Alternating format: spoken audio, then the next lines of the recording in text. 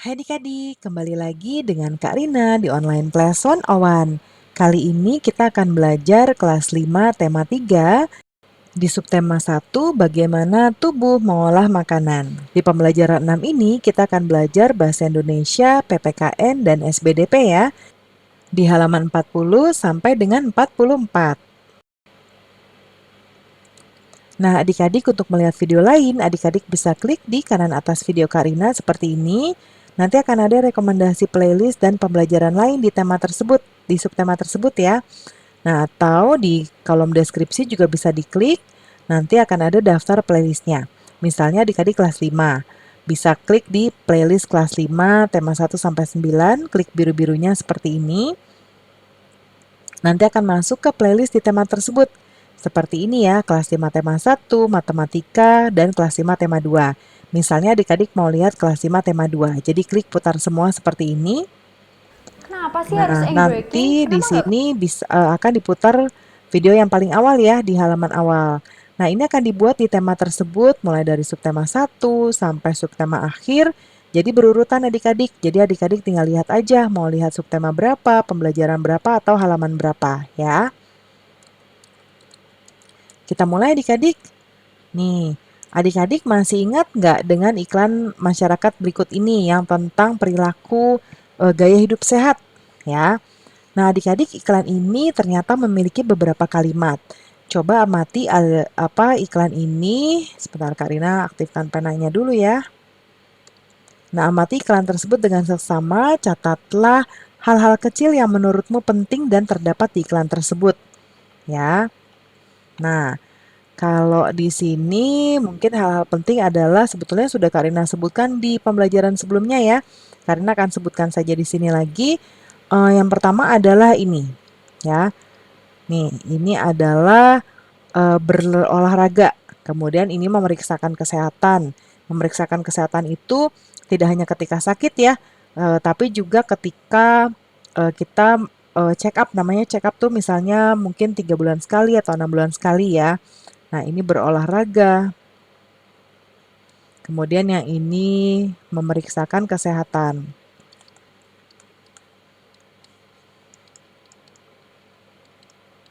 Kemudian ini membersihkan rumah. Ya. Lalu membersihkan diri.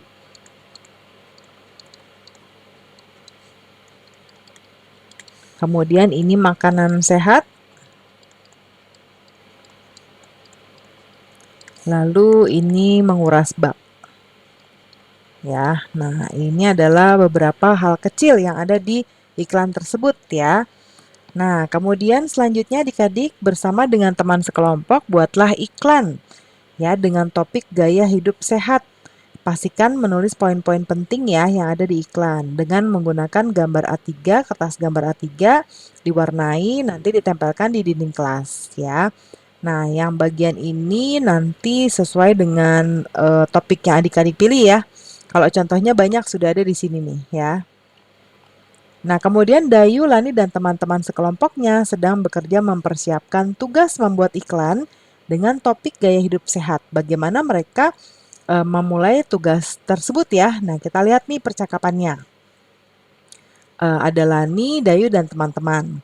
Kata Lani, Dayu, aku mau kalimat intinya seperti ini ya. Kata Dayu, sepertinya kurang bagus, Lan. Kalau menurutku baiknya menggunakan kalimat buatan Udin. Lebih singkat, padat, dan jelas. Tidak apa-apa ya. Lalu kata Lani, ya begitu ya. Ya sudahlah, aku ikut saja bagaimana baiknya.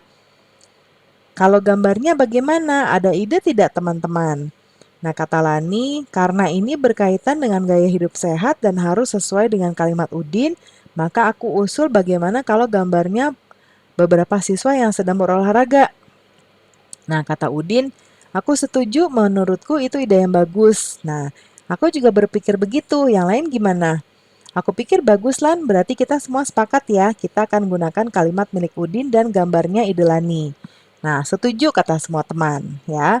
Nah, adik-adik coba diskusikan dengan teman-teman ya, dengan kelompokmu tentang yang pertama hal positif yang bisa diperoleh dari kerja kelompok.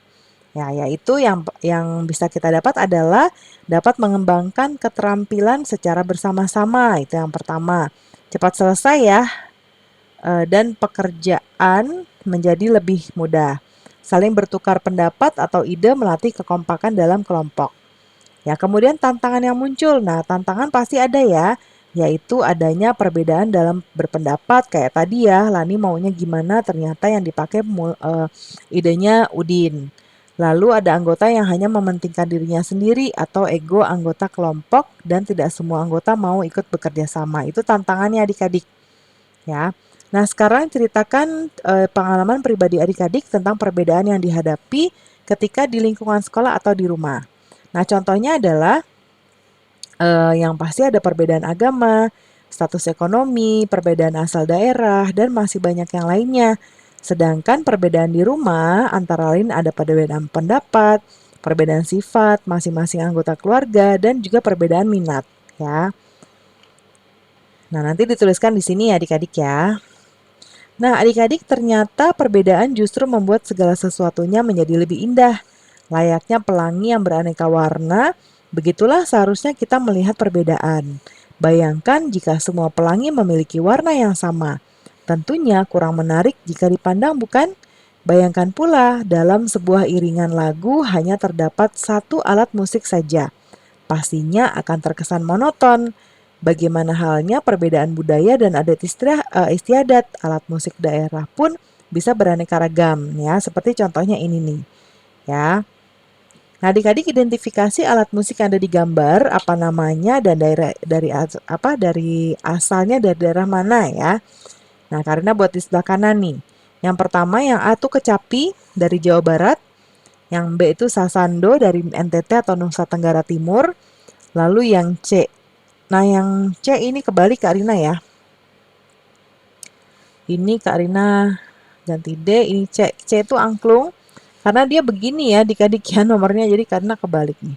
Harusnya A, B, C, D ya, bukan A, B, C, D. Nah, yang C dulu Karina, berarti kita kesini dulu ya. Ini angklung dari Jawa Barat, lalu yang ini baru kolintang dari Sulawesi Utara. Nah, berikutnya ada pertanyaan, apa perbedaan alat musik A dan B? Nah, daerah asal ya, pertama dari daerah asalnya, kecapi berasal dari Sunda, sasando dari NTT.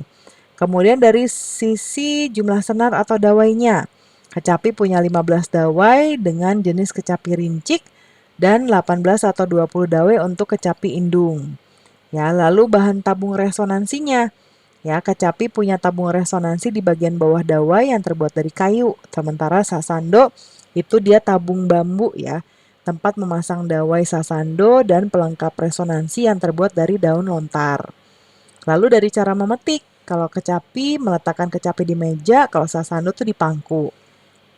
Kemudian kalau yang C dan D, ya, nah ini daerah asalnya kolintang dari Sulawesi Utara, sedangkan ini hilang ya, angklung itu dari Jawa Barat.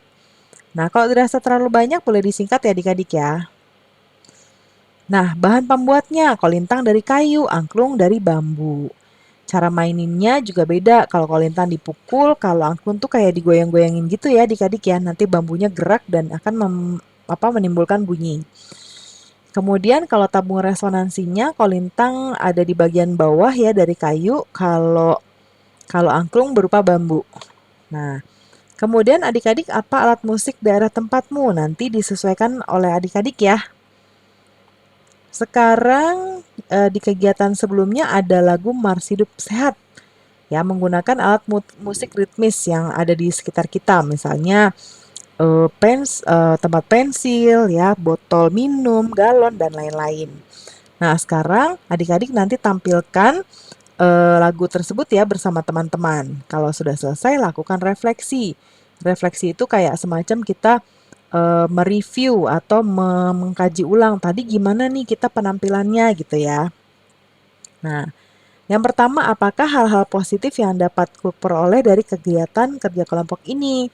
Nah, hal positifnya di sebelah kanan ya, bisa diperoleh dari kerja kelompok antara lain melatih kerjasama tim, menghargai pendapat orang lain, menempatkan kepentingan bersama ini dibanding ya, dibanding kepentingan pribadi, mempererat persaudaraan dan mengasah kemampuan berpikir kritis ya.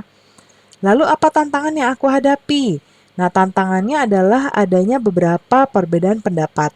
Ada anggota yang hanya mementingkan dirinya sendiri, ya waktunya terbuang untuk pembahasan. Jadi saking karena ada yang mementingkan, jadi terbuang untuk pembahasan yang nggak penting. Ada juga yang merasa superior. Superior tuh merasa lebih baik dari yang lain ya dalam kelompok. Nah, ini bisa menghambat pekerjaan. Nah, apa yang akan kulakukan untuk membuat kerja kelompok ini lebih baik? Nah, yang pasti membangun komunikasi yang baik ya dengan para anggota. Nah, setiap anggota pun harus memiliki komitmen untuk membuat tugas kelompoknya menjadi hasil yang memuaskan. Karena kan untuk bersama-sama ya, semua anggota harus ikut bertanggung jawab atas hasil kerja kelompoknya ya. Nah, pembelajarannya sudah selesai nih adik-adik. Terima kasih sudah menonton sampai akhir. Mohon dimaafkan apabila ada kesalahan dalam perkataan maupun dalam materi yang diberikan. Sampai jumpa di pembelajaran berikutnya. Dadah!